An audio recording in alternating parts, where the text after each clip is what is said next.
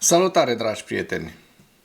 Din păcate, așa cum vom vedea în materialul de astăzi, Statele Unite ale Americii își pregătesc încet retragerea sprijinului către Ucraina. De ce se întâmplă acest lucru? De ce Donald Trump a făcut, aș fi zis și Krasnov? Da, încerc să mă abțin să-l mai numesc Krasnov. Ei bine, rămâne să vedem în materialul de astăzi, vedem că ucrainenii continuă, așa cum veți vedea, niște drone ucrainene au ajuns din nou să atace la distanță mare în Rusia, o fabrică de praf de pușcă la Tambov, în Rusia. Șeful Pentagonului a anunțat că Statele Unite ale Americii vor reduce sprijinul militar acordat Ucrainei, lucru pe care v-am spus mai înainte, un atac masiv cu drone rusești în regiunea Kharkiv și, bineînțeles, un atac foarte mare cu drone asupra orașului Odessa, mai aproape de noi. Toate aceste materiale, cât și hărțile Institutului pentru Studiul Războiului și ale analiștilor think tank-ului Ukrainian Deep State, vi le prezint în materialul de astăzi. Șeful Pentagonului a anunțat că Statele Unite ale Americii vor reduce sprijinul militar acordat Ucrainei. Secretarul american al apărării, acest domn din imagine, Pete Hegseth, a anunțat că administrația Trump intenționează să reducă bugetul de asistență pentru securitatea Ucrainei. Hegseth a depus mărturie marți în fața unei comisii a Camerei Reprezentanților din Statele Unite ale Americii, relatează adevărul european. Când a fost întrebat de congresmenul democrat Joseph Morell despre finanțarea asistenței de securitate pentru Ucraina, Hegseth a spus că bugetul pentru aceasta va fi redus. După cum știți, această administrație are o viziune complet diferită asupra acestui conflict. Războiul din Ucraina, credem că o soluționare pașnică este în interesul ambelor părți și în interesul țării noastre, mai ales având în vedere toate confruntările din lume, a declarat șeful Pentagonului. El a mai afirmat că victoria Ucrainei în război nu a fost încă clar definită și nici calea către aceasta. Prin urmare, președintele Trump este foarte interesat de o cale către pace care să oprească crimele și vărsarea de sânge. Cum este Trump interesat de acest lucru? Păi, Trump într-una este corifeiul propagandei rusești, a dezinformației rusești, și este în sprijinul mai mult în sprijinul agresorului decât a victimei. Deci în sprijinul Rusiei, nu în sprijinul Ucrainei, din păcate. Dronele ucrainene atacă fabrica de praf de pușcă Tambov din Rusia. O veste foarte interesantă. În noaptea de 11 iunie, adică azi noapte, dronele ucrainene au atacat uzina de praf de pușcă Tambov din orașul Kotovsk, din regiunea Tambov, Federația Rusă. Locuitorii raportează explozii multiple. Sursele, canalele rusești Telegram.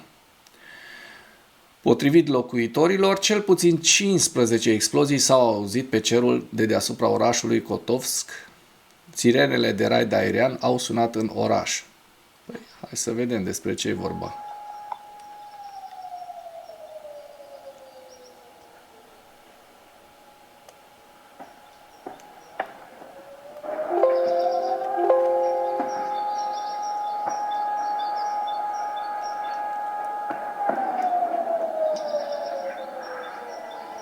Iată, s-a aprins, deci a existat o explozie la fabrica de praf de pușcă din Kotovsk. În această dimineață, guvernatorul interimar al regiunii Tambov din Rusia, Evgeni Pervișov, a confirmat atacul dronelor asupra orașului Kotovsk. Pervișov a declarat că în urma căderii uneia dintre dronele doborâte a izbucnit un incendiu care a fost stins de către unitățile de pompieri. Potrivit acesteia, nu există victime. Desigur, niciodată nu există pierderi, nu există distrugeri. Rușii sunt feriți de bunul Dumnezeu, precum guguștiucii de ploaie. Potrivit Ministerul Apărării rusesc, în timpul nopții, apărarea aeriană rusă a interceptat 32 de drone ucrainene, inclusiv 5 deasupra teritoriului regiunii Tambov. Uzina de pulberi Tambov este una dintre cele mai mari întreprinderi specializate în producția de muniție și praf de pușcă pentru arme ușoare, sisteme de artilerie, lansatoare de grenade, mortiere și proiectile de tancuri. Uzina produce de asemenea componente de explozibili, în special nitroceluloză și coloxilină. Din martie 2023, întreprinderea se află sub sancțiuni, deci este o țintă legitimă a atacului ucrainean. Un atac masiv cu drone rusești a ucis 2 persoane și a rănit cel puțin 54 de persoane în Kharkiv. Rusia a atacat cu drone case și clădiri de apartamente din Kharkiv în noaptea de 11 iunie, ucigând cel puțin 2 persoane și rănind alte 54, inclusiv 8 copii, a relatat primarul Igor Teregubov. Atacul a lovit o clădire rezidențială cu 5 etaje din cartierul Sobianski, lăsând 15 apartamente în flăcări, a declarat Teregubov. Mai multe locuințe în cartierul Osonovski au fost de asemenea afectate. Atacul la scară largă a lovit și o stație de trolebuze din oraș, mai multe vehicule, locuri de joacă și afaceri locale, a declarat guvernatorul regional. Nu au fost disponibile informații cu privire la amploarea totală a pagubelor sau la starea tuturor victimelor rănite. Guvernatorul a declarat că 9 persoane au fost spitalizate în urma atacului, inclusiv o fetiță de 2 ani și un băiat de 15 ani. Și vedeți în această imagine, vă prezint niște imagini cu ceea ce fac rușii, cum terorizează populația civilă ucraineană. Dacă până în acest moment ai găsit informații utile în material, contribuie cu un like și cu o distribuire a acestui videoclip pentru a ajunge la cât mai multă lume. Trecem la ziua 1204 a războiului din Ucraina. Să vedem pierderile rusești în ultimele 24 de ore, 1120 de militari, iată,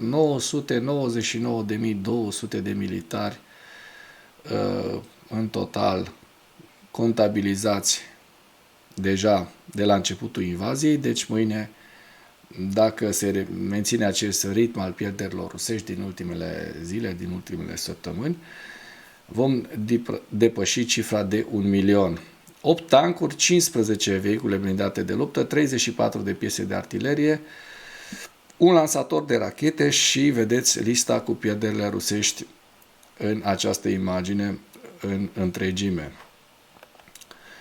Și acum trecem la hărți, la hărțile Deep State, să vedem, pentru că am văzut că ucrainenii au actualizat pe data de 9 și pe data de 10 au actualizat hărțile.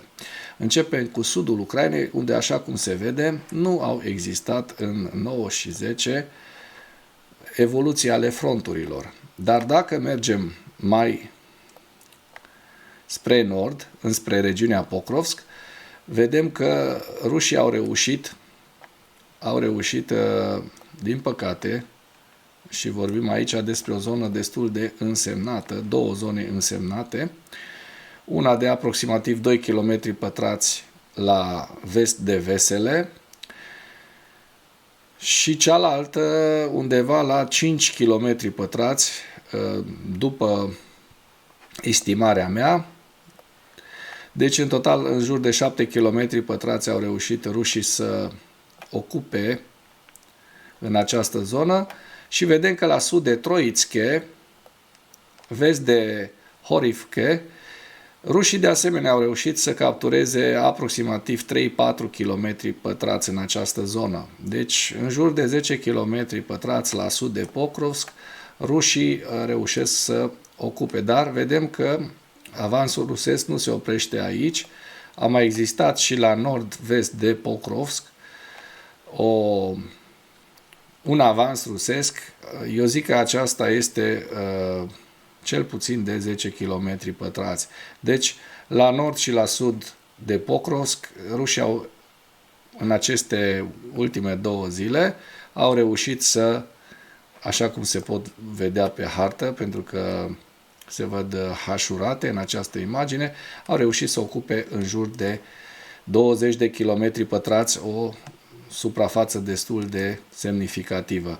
La Toretsk, în schimb, ucrainenii și la Chasov Yar au reușit să oprească, să îi stopeze pe ruși, dar vedem de asemenea o zonă la vest de Bilorivka, inclusiv o bucată din localitatea Bilorivka, o fâșie de aproximativ 3 km pătrați, ocupată de către ruși în ultimele 24-48 de ore, așa cum se poate vedea în această imagine.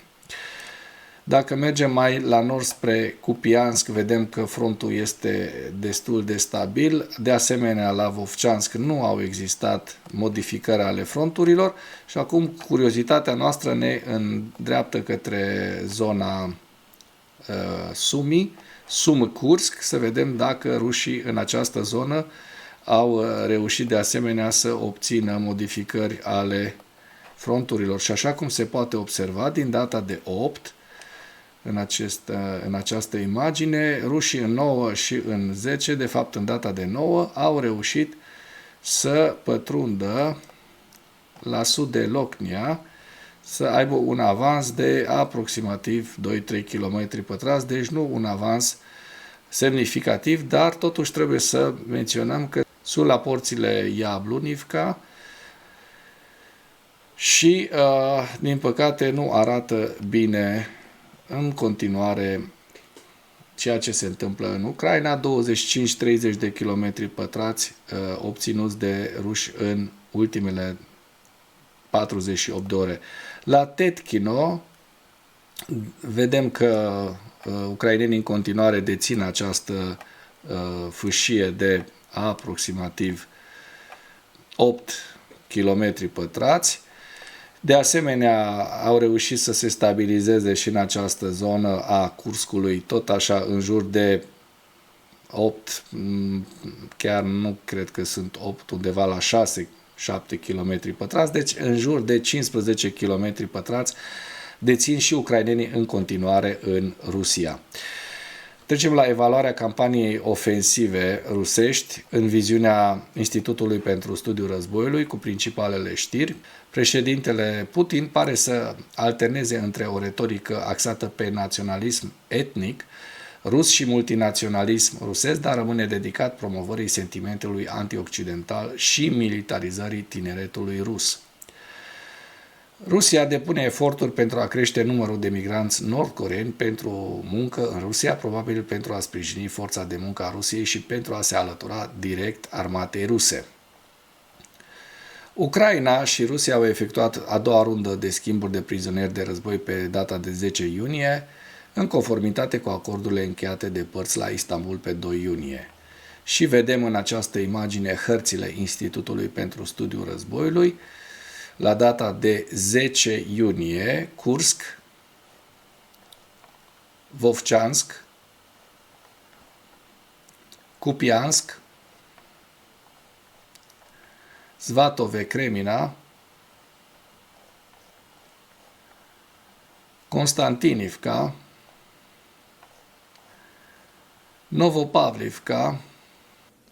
Mulțumesc pentru vizionare. Dacă vrei să susții acest canal, abonează-te la Animatura. Apreciez mult asta.